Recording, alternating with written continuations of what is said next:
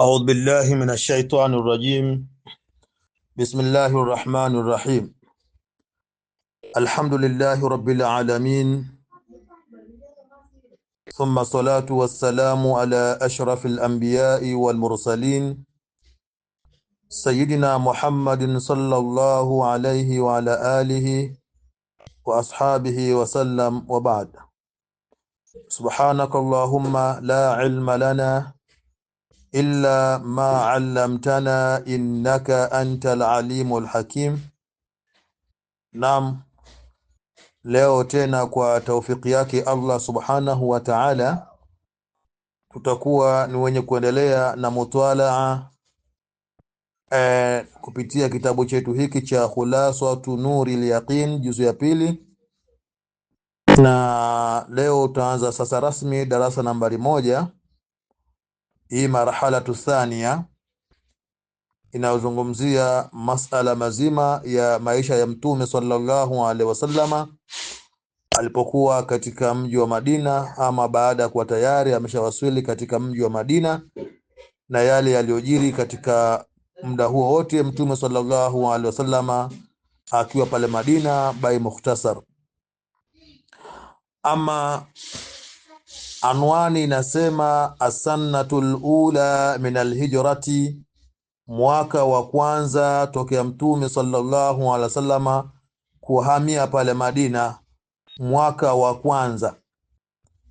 Na katika aliyojiri hapo katika mwaka huu wa kwanza ni binaul masjidi sharifi, ni kujengwa kwa msikiti mtukufu, ni ujenzi wa msikiti mtukufu ule wa Madina ule unaoitwa Masjidun Nabawi huo.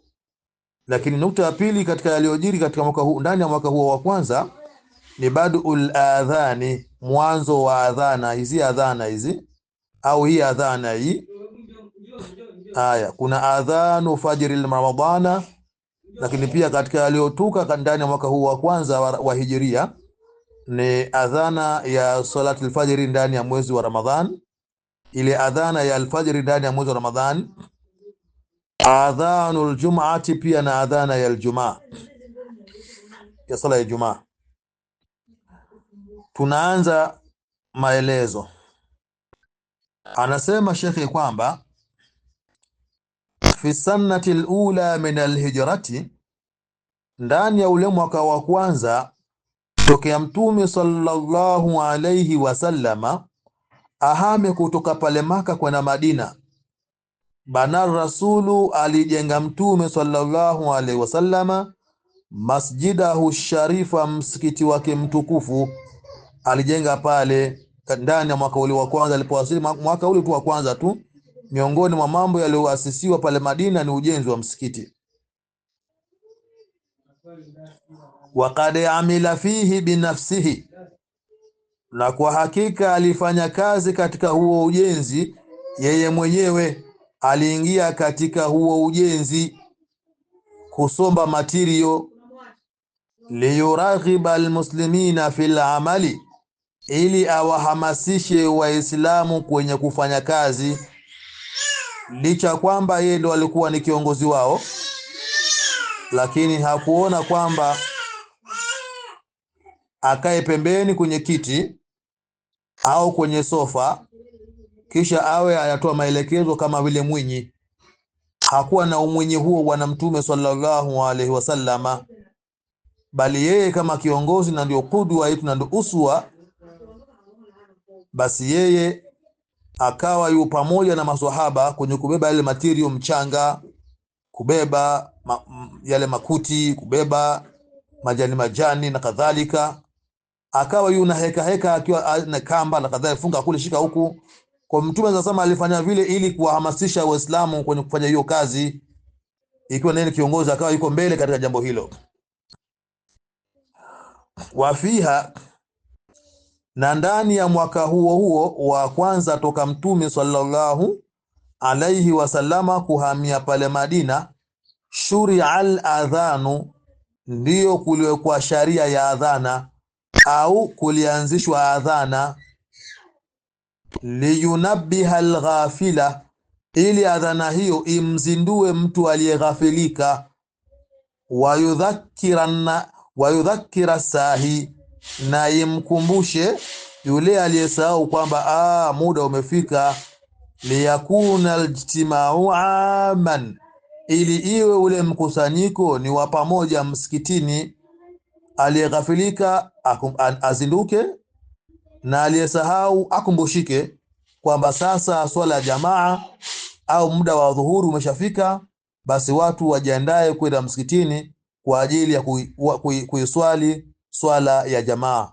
Ilikuwa ndani ya mwaka huo wa kwanza toka mtume atie makazi yake ndani ya mji huo wa Madina. Kumbuka kitabu hiki kinaitwa Khulasatu Nuril Yaqini, ni ufupilizo wa kitabu kinachoitwa Nurul Yaqin. Kitabu cha Nurul Yaqin, kitabu kikubwa kidogo cha sira cha Sheikh Muhammad al-Khudhar, na Sheikh huyu amekifanyia talkhis kidogo kwa kunyambua baadhi ya majambo. Huyu Umar Abdul Jabbar. Namba 1 chini tata al-hamish, undur tata al-hamish, pale paliposema wa fiha shuri'a al-adhanu, na ndani ya mwaka huo kuliwekwa sharia ya adhana. Istashara Rasulu sallallahu alaihi wasallam ashabahu fima yafalu, aliwaomba ushauri mtume sallallahu alaihi wasallam sahaba zake, fima yafalu, kuhusu nini afanye.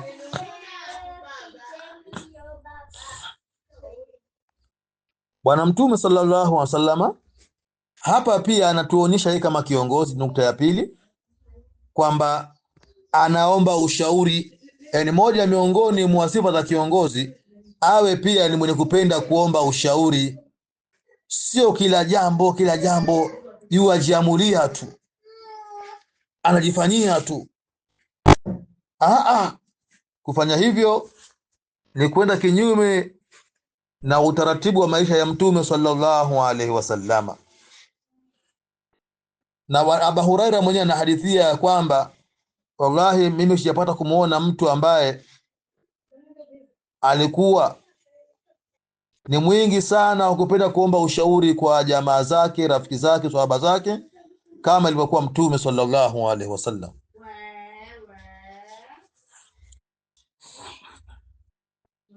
Kwa mtume istashara imana talab, aliwaomba ushauri bwana mtume sallallahu alaihi wasallam wa sahaba zake, fima yafalu, kuhusu nini afanye. Idha ana awanu swalati, pindi unapokaribia muda wa swala afanyeje kwa Waislamu. Faqala ba'dhum, baadhi yao wakasema katika wale maswahaba kwenye kutoa shura zao na shauri zao, wakasemaje, narfa'u raya,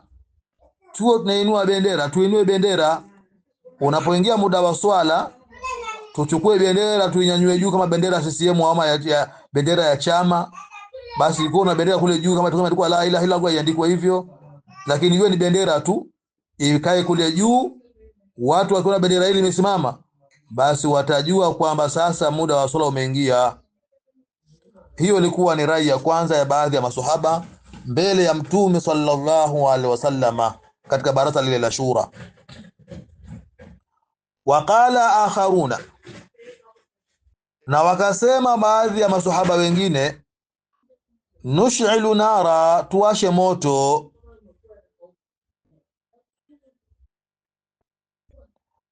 Nush'ilu nara, tunawasha moto. Ala murtafi'in, juu ya sehemu za juu. Alhidwa za miinuko, sehemu za juu za miinuko. Kama kwenye mlima, basi tuwashe magogo, tuwashe majani makavu, tupige kibiriti, akiwaka ile majani, basi watu wakiona ule moshi na ule moto wanajua dhuhuri imefika, la asri imeingia, magharibi imeingia, isha hiyo, subuhi hiyo. Watu wakiona mioshi tu ile iko kule juu angani. Kwa hiyo ilikuwa ni shura ya baadhi ya maswahaba waleta rai hiyo. Wa ashara al-akharuna, wakatoa ushauri wa sahaba wengine, bibuqin, papigwe honi. Bibuqin yani honi, au bibuqin pale panapulizwa vuvuzela, pwa.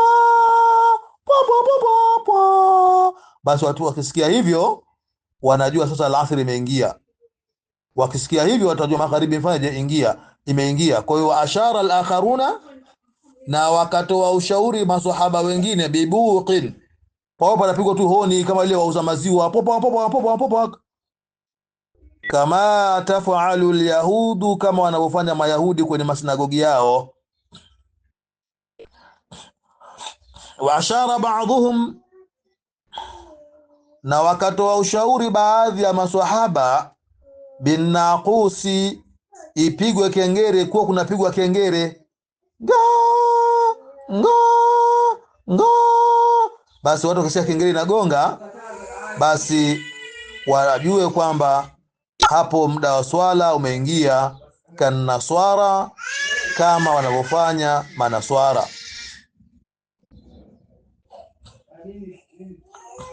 Wa ashara ba'dhum, na wakatoa ushauri baadhi yao katika hao maswahaba, binidai, kuwa kunaitwa wito maalum, sasa wito gani haifahamika, lakini wewe unapiga tu jamani, haya sogeni haraka jamani, muda huo jamani, fanya kazi haraka jamani. Kwa kunaitwa wito. Falam yuwafiq ar-rasul sallallahu alaihi wasallam, basi mtume sasa hakuwafikiana sallallahu na rai yoyote, ila ala rai al-akhir, isipokuwa ile rai ya mwisho, ile rai ya nida. Wa kana ahadul munadina, na walipokuwa moja katika wale wenye kunadiwa, na alikuwa mmoja katika wale wenye kunadiwa, bihi, hili jambo la munada, Abdullah ibn Zaid. Ni huyu Abdullah ibn Zaid alinadiwa yeye. Kivipi alinadiwa huyu bwana? Fa bainama huwa baina naim wal yaqdhan, basi kati ya muda ambapo yeye akiwa amelala na yuko macho, yani hajalala wala pia hayuko macho, katika wakati. Idh ghafla arada lahu shakhsun, alidhihirika kwake yeye mtu mmoja, alimdhihirikia mtu mmoja yeye akiwa katika hali hiyo. Wa'allamahu al-adhana, huyo mtu akawa anamfundisha adhana, au Abdullah ibn Zaid, hii adhana ambayo tuliona hivi sasa, ile Allahu akbar Allahu akbar Allahu akbar Allahu akbar, na kuendelea. Huyu bwana, mtu huyu akawa yuamfundisha huyu Abdullah ibn Zaid akiwa katika hali hiyo, kati ya kulala na kuwa macho, anafundishwa hiyo nida ya adhan. Falamma ntabaha, basi zamani alipozinduka yule bwana, akhbara rasula sallallahu alaihi wasallam bihadhihi ar-ru'ya, alimweleza mtume sallallahu alaihi wasallam hii ndoto aliyoiota, na huyo mtu aliyemletea hizi habari, na akawa yuamfundisha kuhusiana na namna ya kutoa adhana. Faqala, mtume akasema, innaha la ru'ya haqqun, haika hiyo ni ndoto ya kweli.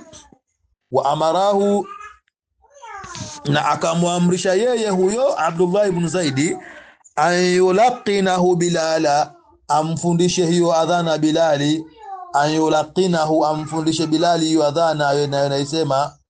Walamma samiahu Umar ibn al-Khattab, na zamani alipoisikia hiyo Umar ibn al-Khattab radhiyallahu anhu, qala li rasul sallallahu, na yeye akamwambia mtume, wallahi namwapia Allah, raaitu mithlahu, wallahi na mimi nimeona mfano wa hivyo, nimeota ndoto kama hiyo. Wallahi namwapia Allah, raaitu mithlahu, nimeota ndoto mfano wa hivyo. Mtu kaja mbele yangu, kisha akawa yuanifundisha mimi adhana. Allahu akbar jalla jalal. Haya, tunaendelea. Wazada Bilalun fi adhani subhi, na akaongeza Bilali, na akazidisha sahaba huyu Bilali, muadhdhinu rasuli sallallahu alaihi wasallam, katika ile adhana ya asubuhi. Alizidisha vipi? As-salatu khairun minan naum, as-salatu khairun minan naum, akiwa na maana ya kwamba kuamka kwa ajili ya swala hilo ni bora zaidi kuliko kuendelea kulala. As-salatu khairun minan naum, kuamka kwa ajili ya swala hilo ni bora zaidi kuliko kuendelea kulala. Marataini, mara mbili. Fawafaqa alaiha rasulu sallallahu alaihi wasallam, akaiwafiki mtume sallallahu alaihi wasallam hilo, akaona alina shida, akalikiri mtume hilo sallallahu alaihi wasallam. Wa kana rasulu sallallahu alaihi wasallama, na alikuwa mtume sallallahu alaihi wasallama, yaamuru, akitoa amri, fi fajri ramadhana, ndani au kwenye alfajiri ya mwezi wa Ramadhani, biadhanaini, kutolewa adhana mbili, awaluhuma, au ya kwanza ya hizo mbili, yunabbihu bihi alghafiluna, wazinduke ama iwazindiwe kupitia adhana hiyo wale walioghafilika, hatta yatanabbahu lisuhuri, ili wazindukane kwa ajili ya kuamka kula daku. Hatta kwa maana ya ili, hatta kuna maana wakati mwingine inakuja kwa maana ya taalili, kwa maana ya ili. Hatta kuna wakati mwingine inakuja kwa maana ya illa. Hatta kwa maana nyingine inakuja kwa maana ya hatta, kwa maana ya ila, kwa maana ya ila, kwa maana ya illa, kwa maana ya taalili, kwa maana ya mpaka, kwa maana ya isipokuwa, kwa maana ya ili. Lakini kwa hapa inakuja kwa maana ya taalil, ili. Hatta yatanabbahu lisuhuri, ili wamzinduke kwa ajili ya kula daku. Ili adhana ya kwanza ya alfajiri ya Ramadhan inapotolewa, basi nawataka watu waamke kula daku. Wasani, na ile adhana ya pili, liswalati, ni kwa ajili ya kutekeleza ibada ya swala ya alfajiri. Wa kana aladhanu aljum'ati wahida, na ilikuwa adhana ya swala ya Ijumaa kipindi hicho cha mtume ni adhana moja tu. Min ahadi rasuli, kutokea zama za mtume sallallahu alaihi wasallama, ila khilafati Abi Bakr wa Umar, mpaka ilipofikia ukhalifa wa Abu Bakar na Umar radhiallahu anhuma. Wote hawa kwenye swala ya Ijumaa adhana ilikuwa ni moja tu.